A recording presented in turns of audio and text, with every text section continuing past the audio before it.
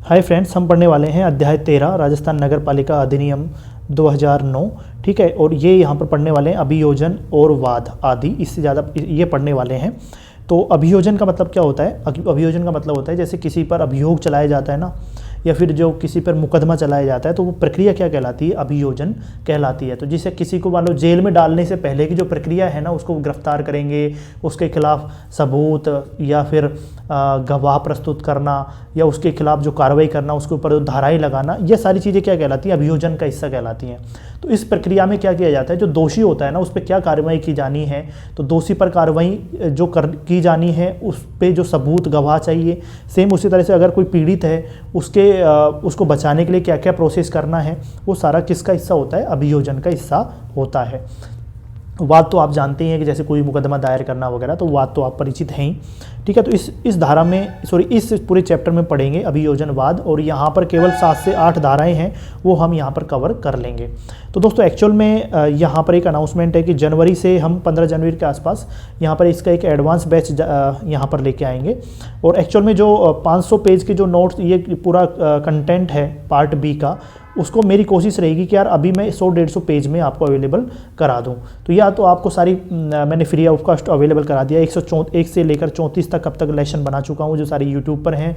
उनके वीडियोस के डिस्क्रिप्शन में भी आपको मैंने सारे नोट्स प्रोवाइड किए हुए हैं। साथ में जो टेलीग्राम चैनल है RS गुरुजी, वहाँ पर भी मैंने आपको ये प्रोवाइड किया हुआ है। ठीक है, तो नेक्स्ट भी ऐसे प्रोसेस करते रहेंगे। उसके बाद में एडवांस बैच लेके आएंगे, वहाँ पर जो 100-150 पेजेस के जो कंटेंट है उसको अपन बिल्कुल शॉर्ट में करेंगे 50 पेज में, ताकि बाद में रिवीजन करने में यहाँ पर आसानी रहे। ठीक है, तो ये अपना प्रोसेस रहेगा। इससे पहले स्ट्रेटेजी वीडियो में लेके आया था, वो उसका बहुत अच्छा रेस्पॉन्स है आप लोगों का, तो मुझे उम्मीद है कि उसको आपने देख ली होगी। नहीं तो आप एक बार जाके देख लें, अगर आप तैयारी शुरू कर रहे हैं तो आपको किस दिशा में कैसे तैयारी करनी है, तो मैंने उसमें बताया हुआ है। तो अगर मैं बात करें यहाँ पर धाराओं की, तो धारा 298 कहती है कि नगर पालिका अभियोजित कर सकेगी। तो अब नगर पालिका किस केस में अभियोजन चला सकती है, वो सारी धाराएं, वो सारी चीज़ें यहाँ पर इस धारा में बताई हुई हैं।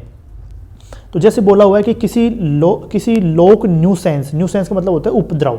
ठीक है, तो अगर कोई उपद्रव हो जाता है ना, या फिर किसी इस अधिनियम के अधीन कोई जारी आदेश है या कोई निर्देश दिए हुए हैं, उनका उल्लंघन होने पर मुख्य नगर पालिका अधिकारी, यहाँ पे क्या ध्यान रखना है?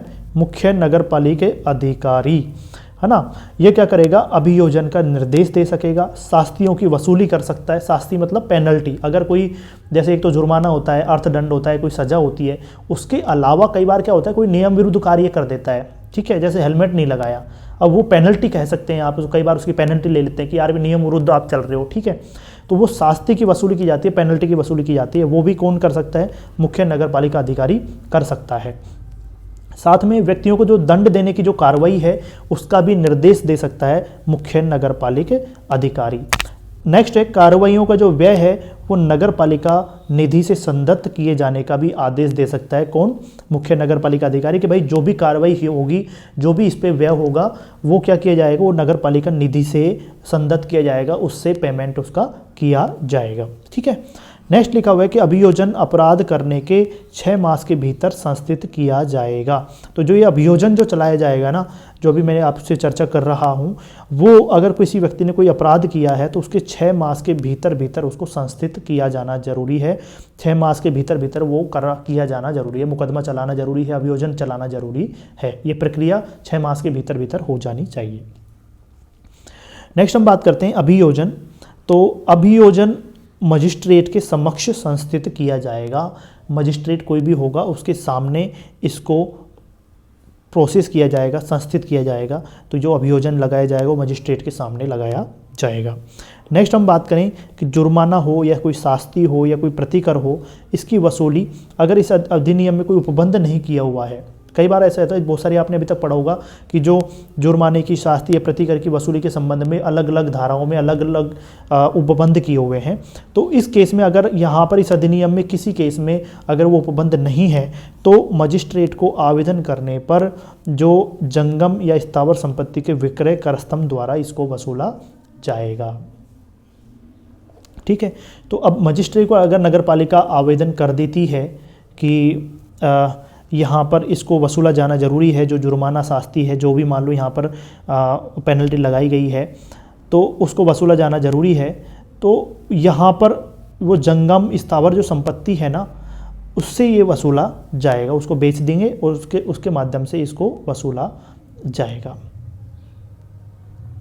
एक ये करस्तम जो है ना, करस्तम का वर्ड का मुझे समझ नहीं आ रहा कि करस्तम का मतलब, इसको इंग्लिश में तो बोला हुआ है डिस्ट्रेस, है ना। तो ये डिस्ट्रेस अभी मैं आपको बता दूंगा क्या है क्या नहीं है थोड़ी देर में।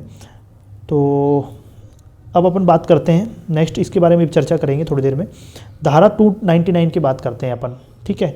तो धारा 299 बोलती है कि अपराधों के अभियोजन के संबंध में शास्तियाँ, कि जो अपराध जो करता है उसके अभियोजन के संबंध में क्या शास्तियाँ हैं, क्या पेनल्टी लगाई जा सकती है, तो उससे रिलेटेड यहाँ पर बात करेंगे अपन। तो नंबर 1 है, नगर पालिका जो है ना वो दंडित व्यक्ति से समझौता कर सकती है, इसके बाद कोई कार्रवाई नहीं की जाएगी। कई बार ऐसा होता है कि यार राजीनामा कर लो, बात खत्म करो यहीं पे, ठीक है। तो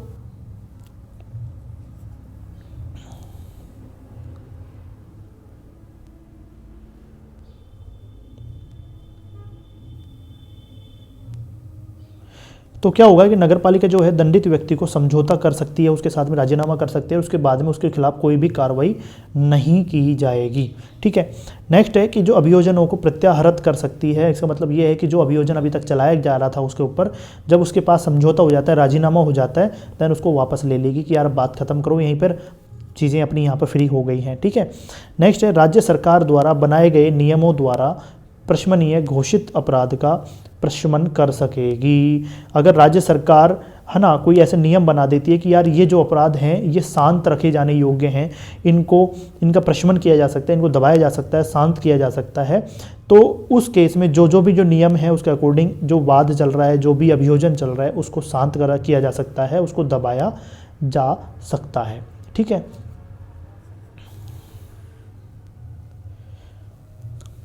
अब बात करते हैं कि यार समझौता करने के लिए सशक्त व्यक्तियों की कार्रवाइयों को विनियमित करने के लिए राज्य सरकार नियमित बना सकेगी। इसका मतलब ये हुआ कि जो समझौता करने वाले जो व्यक्ति वो है ना, सशक्त जो व्यक्ति हैं, जो जिनको मान लो कोई अधिकारी हो गया, कोई कर्मचारी है जिसको ये पावर्स दी गई हैं, तो उनकी जो कार्रवाई जो होंगी ना, उनको विनियमित करने के लिए राज्य सरकार नियम बना सकती है कि भाई जो राजीनामा जो करेगा ना व्यक्ति या कोई अधिकारी, नगर पालिका कर्मचारी कोई भी होगा, तो उनको कैसे विनियमित किया जाए कि वो सही राइट डायरेक्शन में काम करें, सही राइट डायरेक्शन में राजीनामा करें। तो उसके लिए जो नियम बनाएगा वो कौन बनाएगा? राज्य सरकार बनाएगा, ठीक है। नेक्स्ट हम बात करते हैं कि धारा 300 बोलती है नगर पालिका की संपत्ति के नुकसान की पूर्ति कैसे की जाए। अब ऐसा भी हो सकता है ना कि यार अभियोजन किसी ने चला दिया, नगर पालिका ने अभियोजन चला दिया, और अभियोजन चलाने के बाद में भाई आपको तो गुस्सा आ गया, आपने क्या किया, नगर पालिका की संपत्ति को ही तोड़ दिया कि यार ऐसी तैसी कराओ तुम, है ना।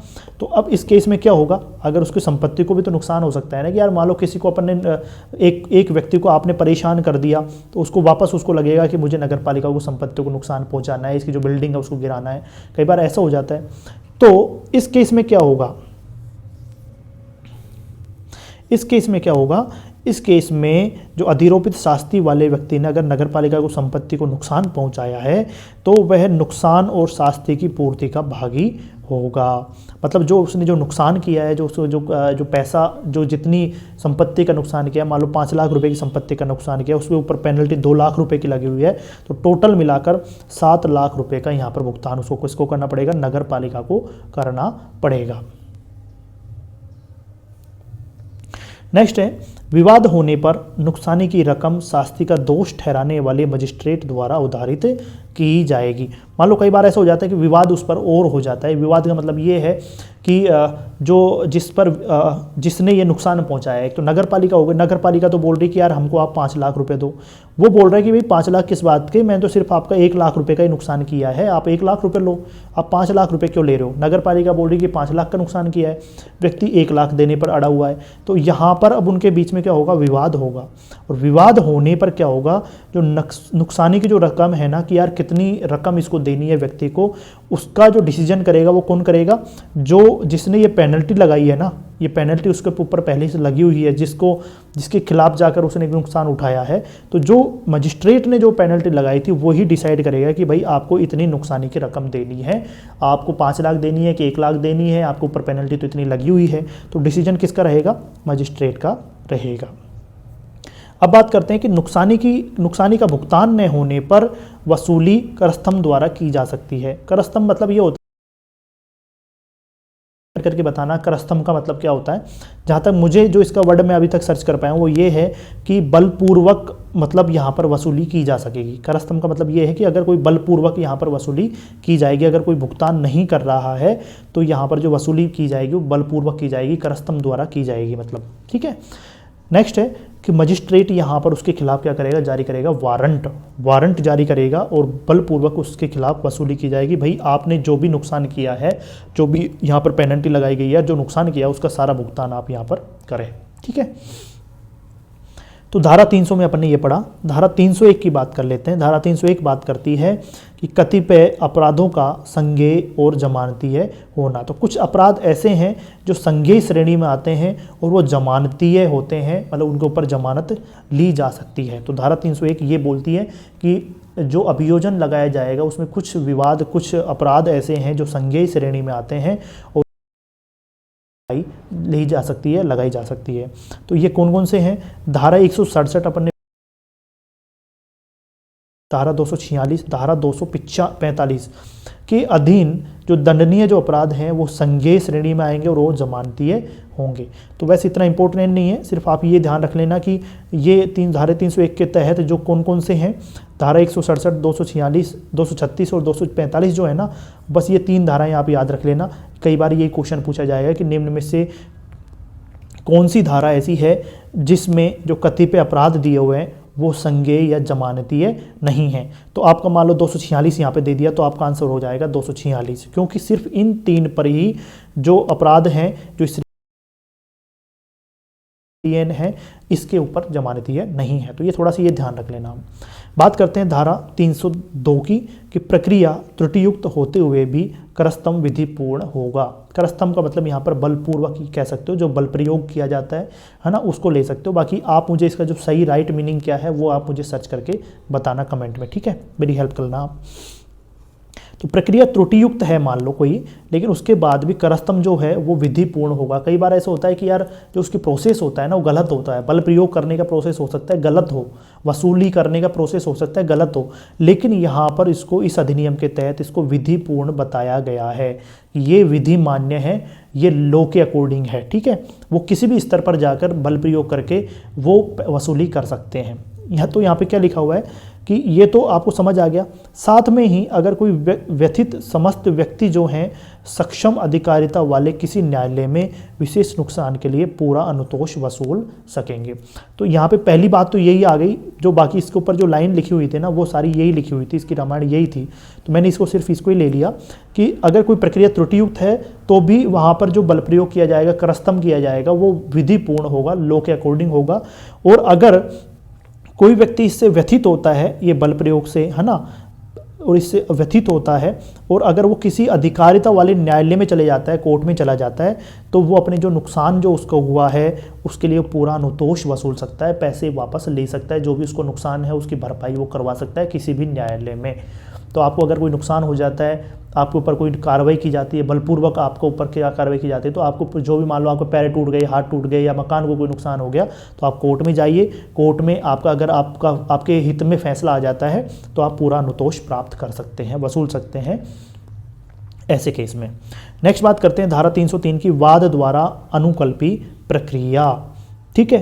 तो यहाँ पर क्या लिखा हुआ है कि अगर दंडित व्यक्ति प्रतिकर का या व्यय का या नुकसानी का या शास्ति मतलब पेनल्टी का संदाय नहीं करता है, पेमेंट नहीं करता है, भुगतान नहीं करता है, तो नगर पालिका सक्षम न्यायालय में वाद ला सकती है। कहने का मतलब ये हुआ कि अब यहाँ पर भी अगर कोई ऐसा व्यक्ति है जो मतलब कर के ऊपर जो कर है वो नहीं दे रहा है, या कोई व्यय हुआ है जो वो नहीं कर रहा है, या फिर कोई नुकसान उसने किया है उसका भरपाई नहीं कर रहा है, पेनल्टी है उसका पेमेंट नहीं कर रहा है, तो अब इस केस में नगर पालिका के पास एक ऑप्शन बचता है कि वो किसी भी सक्षम न्यायालय में, किसी भी कोर्ट में जाए और उसके खिलाफ वाद लेके आए और वहाँ पर उसी के साथ में केस लड़े। ठीक है, वहाँ पर जब केस चलेगा, अगर नगर पालिका के हित में फैसला आ जाता है तो यहाँ पर इस व्यक्ति के खिलाफ कार्रवाई की जाएगी, उससे जुर्माना या दंड वसूला जाएगा। नेक्स्ट बात कर लेते हैं धारा 304 की, कि नगर पालिका या उसके अधिकारियों के विरुद्ध वाद। अगर नगर पालिका या उसके विरुद्ध जो उसके जो कर्मचारी है, अधिकारी हैं, उनके खिलाफ वाद लाने का जो बताया गया है वो किस में बताया गया है? धारा 304 में। सबसे पहली बात करते हैं कि नगर पालिका के विरुद्ध उसके कार्यालय में लिखित नोटिस एवं अन्य जानकारी सहित देने पर। ठीक है, तो अगर नगर पालिका या उसके किसी अधिकारी के विरुद्ध वाद पड़ेगा, सबसे पहले अगर नगर पालिका के विरुद्ध लेके आना है तो उसके कार्यालय में एक लिखित नोटिस दिया जाएगा और अन्य जानकारी दी जाएंगी उस नोटिस के साथ में। सेकंड, अगर कोई नगर पालिका का कोई अध्यक्ष है या कोई उपाध्यक्ष है या कोई अन्य सदस्य है या फिर कोई उसका कोई कर्मचारी है ना, अगर उसके विरुद्ध कोई वाद लेके आना है, उसके खिलाफ कोई केस करना है, तो उसको दे दो आप, तो या तो लिखित नोटिस उसको दे दो या उसके घर पर दे दो या उसके किसी कार्यालय में दे दो, है ना। लिखित नोटिस देने के बाद में जो 2 महीने होंगे, जिस डेट को आप दोगे उसके 2 महीने बाद में उसके खिलाफ वाद लाया जा सकता है। कहने का मतलब ये है कि जो नगर पालिका हो गई या उसके नगर पालिका कर्मचारी जो हो गए, उसको आप जब लिखित नोटिस दोगे, साथ में कोई जानकारी दोगे कि यार इस वजह से मैं आपके खिलाफ लेके आ रहा हूँ, कोई दिनांक है, कोई दस्तावेज है, कुछ भी आप दोगे, तो देने के बाद में 2 महीने बाद उसके खिलाफ वाद लाया जा सकता है किसी भी न्यायालय में। ठीक है, नेक्स्ट है कार्रवाई हेतुकों के उद्भूत होने के पश्चात 6 मास के भीतर ही प्रारंभ की जाएगी। तो जो भी ये केस अगर यहाँ पर अगर उनको लगता है कि यार ये सारी चीज़ें सही हैं, तो ये इसके बारे में पता चलने के बाद में 6 महीने के बाद भीतर ही ये कार्रवाई प्रारंभ की जाएगी उस नगर पालिका अध्यक्ष, सदस्य या नगर पालिका के खिलाफ। ठीक है, तो समझ आ गया आपको। अगर किसी न्यायालय में अगर किसी नगर पालिका या उसके अधिकारी के विरुद्ध वाद लाया जाता है तो उसकी क्या प्रक्रिया है? पहले उनको नोटिस दिया जाएगा, लिखित नोटिस, साथ में जानकारियाँ दी जाएंगी, या तो उसके कार्यालय में दो या उसको पर्सनल दो। व्यक्ति अगर कोई उसको तो उसको पर्सनल दे दो, उसके घर पे दे दो, और अगर कोई नगर पालिका है तो उसके कार्यालय वगैरह में दे दो, है ना। उसके 2 महीने के बाद में ये वाद लाया जाएगा और अगले 6 महीने के भीतर उसके ऊपर कार्रवाई की जाएगी। ये इसमें बताया गया है। नेक्स्ट बात करते हैं, कतिपय मामलों में सिविल न्यायालय द्वारा अस्थायी निषेधाज्ञा का मंजूर नहीं किया जाना। तो जो कुछ मामले ऐसे हैं जहां पर सिविल न्यायालय जो है वो अस्थायी निषेध आज्ञा का मंजूर नहीं कर सकता, किन्हीं मामलों में। तो कौन कौन से मामले हैं? तो सबसे पहले बात करते हैं, कोई सिविल न्यायालय निम्न विषय के संदर्भ में कोई अंतरिम आदेश नहीं देगा। नीचे अपन 2 बात करेंगे, 2 विषयों के बारे में बात करेंगे। उनके विषय में कोई भी जो न्यायालय है वो अंतरिम आदेश नहीं देगा। तो सबसे पहले तो कौन सा है कि किसी व्यक्ति या व्यक्तियों, ठीक है, नगर पालिका या नगर पालिका समिति को कोई निर्वाचन करवाने से अवरुद्ध करना। ठीक है, तो अगर कोई, अब ये सारे मामले यहाँ पर चल रहे हैं, तो लेकिन कोई भी सिविल न्यायालय आपको रोक नहीं सकता। आप रोकने का संबंध में कोई आदेश नहीं दे सकता। किस केस में? अगर कोई व्यक्ति है या कोई व्यक्तियों हैं या कोई नगर पालिका है, उसकी नगर पालिका समिति अगर कोई निर्वाचन करवा रही है, इलेक्शन करवा रही है, तो उसको अवरुद्ध नहीं किया जा सकता। इसके खिलाफ कोई भी यहाँ पर अंतरिम आदेश नहीं जारी किया जाएगा सक्षम न्यायालय द्वारा। नेक्स्ट है, किसी नगर पालिका के या उसकी समिति या उप समिति के किसी सदस्य, अध्यक्ष या उपाध्यक्ष, अधिकारी या कर्मचारियों की शक्तियों का प्रयोग या कृत्यों का निर्वहन करने से किसी व्यक्ति को इस आधार पर अवरुद्ध करते हुए, मतलब ऐसा आदेश नहीं दे सकती कि ऐसा व्यक्ति ऐसे सदस्य, अध्यक्ष, उपाध्यक्ष, अधिकारी, कर्मचारी के स्वरूप में सम्यक रूप से निर्वाचित या नियुक्त नहीं किया गया है। ठीक है, तो इसका मतलब क्या है? अगर कोई व्यक्ति निर्वाचित या नियुक्त होता है, किस पद पर? सदस्य, अध्यक्ष, उपाध्यक्ष, अधिकारी के पद पर नियुक्त होता है, तो उसकी शक्तियों का प्रयोग करने से, उसके कर्तव्यों का निर्वहन करने से उसको अवरुद्ध नहीं किया जा सकता। उसके खिलाफ कोई ऐसा अंतरिम आदेश जारी नहीं किया जा सकता कि भाई ये तो इसके ऊपर इलेक्टेड हो चुका है, ऐसा व्यक्ति है। तो जो निर्वाचन से रिलेटेड जो भी मामले हैं ना, इसके संबंध में कोई भी जो है, मतलब नगर पालिका सक्षम न्यायालय है, वो अंतरिम आदेश नहीं दे जा सकता। ये 2 चीज़ों के बारे में वहाँ पर उसको छूट दी गई है। अब बात करते हैं 306 समझौता करने की शक्ति। तो मैंने समझौता आपसे बताया था अभी कि जो अगर नगर पालिका चाहे तो समझौता कर सकती है, उसको शक्ति है। तो यहाँ पर क्या लिखा हुआ है कि नगर पालिका किसी वाद के संबंध में किसी धनराशि या प्रतिकर पर समझौता कर सकेगी। तो अगर उसको लगता है कि यार नगर पालिका को लगता है कि भाई इस केस में मेरी हार होने वाली है, या फिर मैंने गलत किया है, या फिर अगला पक्ष बिल्कुल सही है, या उसको लगता है कि यार इस केस का फैसला नहीं आ रहा है, तो वो किसी भी व्यक्ति से या किसी भी अभिकरण से क्या कर सकती है, समझौता कर सकती है। समझौता किस पे? धनराशि पर कर सकती है कि यार इतना पेमेंट आप दे दो मुझे, या मैं आपको इतना धन दे देती हूँ। तो यहाँ पर इसको समाप्त करते हैं, अपन राजीनामा करते हैं, इस केस को यहाँ पर फाइनल करते हैं। ठीक है, तो यहाँ पर ये प्रावधान किए गए हैं, राजीनामा के प्रावधान किए गए हैं नगर पालिका को। तो ऐसी शक्ति, समझौता करने की शक्ति दी गई है, और वो धनराशि या प्रतिकर के आधार पर समझौता कर सकती है, राजीनामा कर सकती है। शक्तियों के प्रयोग में किसी व्यक्ति को नुकसान हो तो नगर पालिका निधि से प्रतिकर देगी।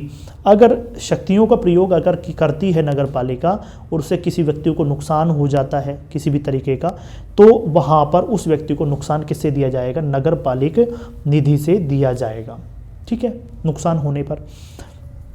नेक्स्ट है, नगरपालिका निधि किसी सिविल कार्रवाई के व्यय का संदाय करने के दायित्वाधीन रहेगी। तो जो नगरपालिका निधि है, अगर कोई सिविल कार्यवाही की जाती है तो उसका जो भी व्यय होगा, जो भी उसका खर्चा होगा सिविल कार्यवाही का, उसका पेमेंट किया जाएगा किससे? नगरपालिका निधि से। समझ आ गया आपको? 2-3 चीज़ें यहाँ पर समझौता करने से रिलेटेड बताया गया है। सबसे पहले किसी धनराशि या प्रतिकर पर वहाँ पर समझौता किया जा सकता है नगर पालिका के द्वारा। अगर किसी व्यक्ति को शक्ति के प्रयोग करने पर कोई नुकसान होता है तो नगर पालिका निधि से उसको भुगतान किया जाएगा। और कोई सिविल कार्रवाई की जाती है तो उसका जो भी खर्चा होगा वो कहाँ से किया जाएगा? नगर पालिका निधि से किया जाएगा। ठीक है, अब बात करते हैं नेक्स्ट 307 नगर पालिक अभिलेखों को साबित करने की रीति। तो नगर पालिका जो अभिलेख होते हैं, अभिलेख कौन से? जैसे कोई दस्तावेज है ना, नगर पालिका का कोई निर्देश है, कोई आदेश है। अगर कोई नगर पालिका का कोई अभिलेख है तो, और वो अभिलेख वैध अभिरक्षक, जो भी उसको जो अभिरक्षा करने वाला है, अगर उसके द्वारा प्रमाणित कर दिया जाता है तो वो साक्ष्य के रूप में ग्रहण किया जा सकता है। तो इसका मतलब क्या हुआ कि जैसे मान लो कोई भी मेरा दस्तावेज है, अगर मैं यहाँ पर ईओ हूँ, जो मुख्य नगर पालिका अधिकारी हूँ, मैंने उसको प्रमाणित कर दिया, भाई मेरे साइन हो गए, इस पे दे जाओ। ठीक है, मैंने उसको प्रमाणित कर दिया कि ये नगर पालिका का दस्तावेज है, तो उसको कहीं पर भी वो एक प्रूफ के रूप में, सबूत के रूप में, साक्ष्य के रूप में उसको ग्रहण किया जा सकता है। इसका मतलब क्या हुआ? जैसे इसको और थोड़ा सा अपन समझते हैं। जैसे अगर आप किसी ऑफिस में काम करते हैं तो आप एक आईडी होती है, आपकी आईडी एक ऑफिशियल आईडी है, आधार आईडी। ठीक है, लेकिन एक ऑफिस ने एक आपको डॉक्यूमेंट जारी कर दिया कि यार ये व्यक्ति फलाना व्यक्ति हमारे यहाँ पर काम करता है। ठीक है, अब वो जो आपका ये जो लिख दिया ना ऑफिस ने, एक यहाँ पर सील लगा दी और यहाँ पे एक साइन कर दिए। ठीक है, तो वैध जो अभिरक्षक है, जो इस पर साइन करने वाला है, जिसको पावर दी गई है, जिसकी सील यहाँ पर काम करेगी, ठीक है, उसने जैसे इसको अभी अधिप्रमाणित किया, जैसे इसको अटेस्टेड किया, है ना, तो ये क्या हो गया? एक वैध दस्तावेज हो गया, ये साक्ष्य बन गया, आपका प्रूफ बन गया कि भाई आप यहाँ पर काम करते हो, ये एक आपकी आईडी बन गई। ठीक है, तो सेम उसी तरीके से जो भी नगर पालिका के जो अभिलेख हैं, उनको अगर किसी ने हस्ताक्षर कर दिया है, जो उसके अधिप्रमाणित है, जो उसके लिए एलिजिबल है, कोई अधिकारी, कोई कर्मचारी, और उसने अटेस्ट कर दिया, तो उसको साक्ष्य के रूप में ग्रहण किया जा सकता है। नेक्स्ट हम बात करते हैं 308 दस्तावेज प्रस्तुत करने के लिए नगर पालिका के कर्मचारियों को समन करने पर निर्बंधन। भाई अब मान लो कोई दस्तावेज प्रस्तुत किए जाने हैं कहीं पर किसी जगह, तो वहाँ पर जो नगर पालिका के जो कर्मचारी हैं उनको समन करने से, उनको बुलावा जो भेजना है, उस पर निर्बंधन क्या लगाए गए हैं, उसके ऊपर क्या बैन लगाया गया है, किन जगह पर उनको बुलाने की आवश्यकता नहीं है, ऐसा किया जाना गलत होगा। तो यहाँ पर 2-3 चीज़ें हैं कि अगर किसी मामले में नगर पालिका पक्षकार नहीं है, तो सबसे पहली बात यही आ गई, जो नगर पालिका है अगर किसी मामले में पक्षकार नहीं है, वो एक पक्ष नहीं है नगर पालिका, तो जो नगर पालिका अधिकारी या कर्मचारी है उसको अभिलिखित मामलों के लिए साक्षी के रूप में हाजिर होने की अपेक्षा नहीं की जाएगी। इसका मतलब ये हो गया, अगर किसी केस में नगर पालिका पक्षकार नहीं है किसी केस में नगर पालिका, तो जो उसके नगर पालिका के जो कर्मचारी अधिकारी है उसको वहाँ पर साक्षी के रूप में कि भाई आप यहाँ पर हाजिर हो जाओ साक्षी के रूप में, तो वो वहाँ पर माना नहीं जाएगा। ठीक है, उसको अपेक्षा नहीं की जाएगी, उसको बुलाया नहीं जा सकता अगर कोई नगर पालिका वहाँ पर पक्षकार नहीं है किसी भी केस में। परंतु कई बार ऐसा हो जाता है कि कोई केस ऐसा होता है कि वहाँ पर एक नगर पालिका को पक्षकार बनाना जरूरी हो जाता है या वहाँ पर हाजिर होना जरूरी हो जाता है। और ऐसा अगर कोई न्यायालय विशेष आदेश देता है, न्यायालय को लगता है कि यार ये जो केस है ये इस अधिकारी से या नगर पालिका से रिलेटेड हो सकता है, या नगर पालिका मुझे इस बारे में ज़्यादा बता सकती है, सलाह ले सकती है, तो उस केस में न्यायालय विशेष आदेश से वहाँ पर किसी अधिकारी कर्मचारी को वहाँ पर साक्षी के रूप में प्रकट होने का, हाजिर होने का आदेश दे सकती है। लेकिन जब तक न्यायालय अगर कोई ऐसा आदेश जारी नहीं करता है और अगर नगर पालिका पक्षकार नहीं होते, तो कोई भी अधिकारी कर्मचारी वहाँ पर उपस्थित नहीं होगा, उसको आवश्यकता नहीं है हाजिर होने की ऐसे मुकदमे में। ठीक है, तो इस क्लास में इतना ही। तो अभी अपन ने पढ़ लिया अभियोजनवाद से रिलेटेड ये टॉपिक पढ़ लिया। इसके जो नोट्स हैं आपको वीडियो के डिस्क्रिप्शन में कुछ समय बाद मिल जाएंगे। टेलीग्राम चैनल पर आप जरूर आ जाइए, वहाँ पर मैं बहुत सारे अपडेट्स आपके लिए लाता हूँ। ठीक है, और 15 जनवरी के आसपास एक नया एडवांस बैच शुरू करेंगे, वहाँ पर बहुत शॉर्ट में इसको कवर करेंगे ताकि टू द पॉइंट आप वहाँ पर कवर कर लें। ठीक है, तो आपके लास्ट टाइम रिवीजन के लिए बहुत हेल्प करेंगे। तो नेक्स्ट वीडियो में हम डिस्कस करने वाले हैं कि यार करंट अफेयर्स को कैसे तैयार करें जो EORO के लिए या सभी किसी एग्जाम के लिए, तो वो ज़रूर आप वेट कीजिए, ज़रूर आप उसको देखना। ठीक है, तो मिलते हैं नेक्स्ट वीडियो में। Thank you very much. जय हिंद, जय भारत।